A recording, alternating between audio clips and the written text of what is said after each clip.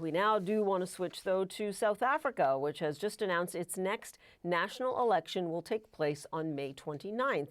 It's one of more than 50 countries holding votes in a pivotal election year.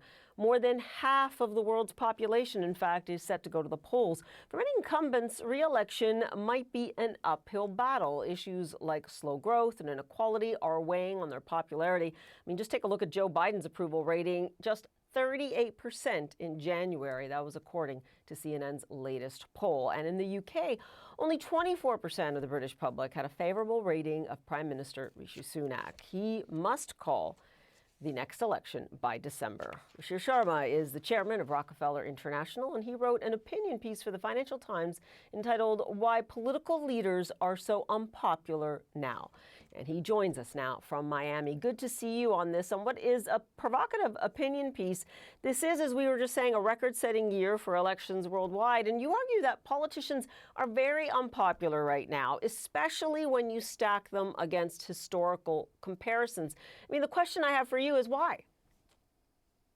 Yeah, I think there are a number of reasons for this. One has to do with the incredible amount of negativity that we have today on social media, the polarization we have. So take the example of the US, that today the number of Republicans who will have anything nice to say about a Democrat is close to zero. And similarly, the number of Democrats who will have anything nice to say about anyone who's a Republican is close to zero. This was not the case 20, 30, or 40 years ago, when you had, like around a third of the people from each party who would have a positive opinion of the president from the opposing party. So we have seen this incredible increase in polarization, and it means that whoever goes out there, half of the population is going to be against that person literally from day one.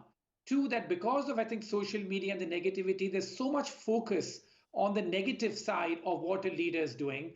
And the third reason I will say is that some of the economic problems we have are very deep. A decline in social mobility, decline in economic mobility, rising inequality, concentration of wealth, and corporate power at the top. So I think that these reasons have combined to ensure that leaders across the Western democracies have record low approval ratings. And this is not just a Biden or a Sunak problem. Macron or Germany, wherever you look at it, their approval ratings are all close to record lows. Is the problem, though, more insidious even than you may suggest, right? I mean, some voters seem convinced that, they'll quote saying, look, this system is rigged against us. So is it politicians or the very government institutions, democracy itself, that people are disenchanted with?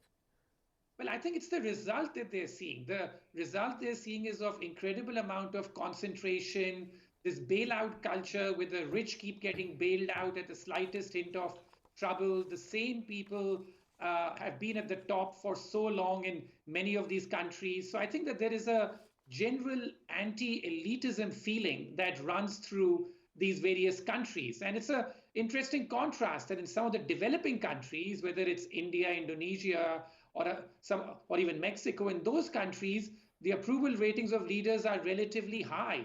So I think that this is a problem really afflicting Western democracies in particular.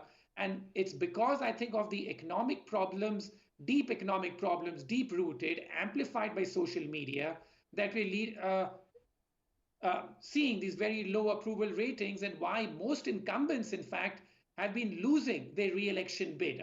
One of the statistics I mentioned in that FT op-ed you were referring to is that 20 or 30 years ago, 70% of incumbents who would stand for re-election would end up getting re-elected. Over the last 3 years, that number has dropped to just 30%. Only 30% of presidents and prime ministers.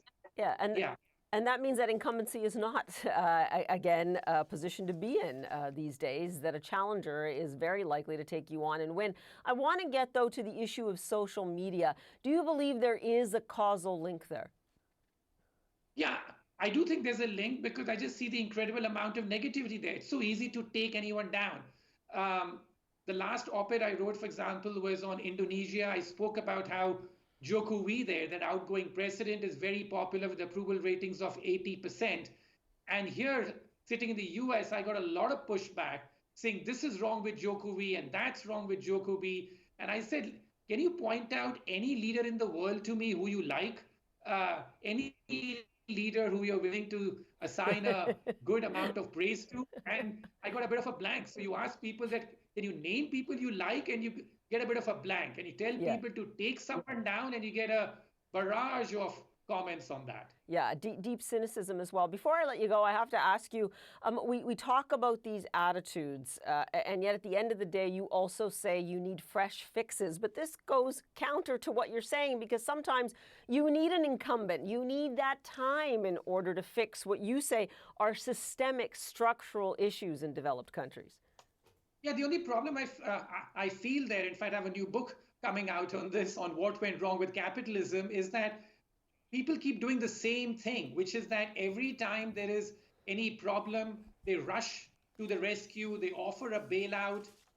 There's a sense that that bailout is going to the same rich people, is not really going out to many people in the masses. So a feeling that risk has been socialized, or we have possibly socialism for the rich. So I think the problem is that you keep off that the leaders keep like offering the same solutions, the same policymakers keep doubling down on the same policies, and that I think leads to even greater cynicism about what the establishment can do. Right.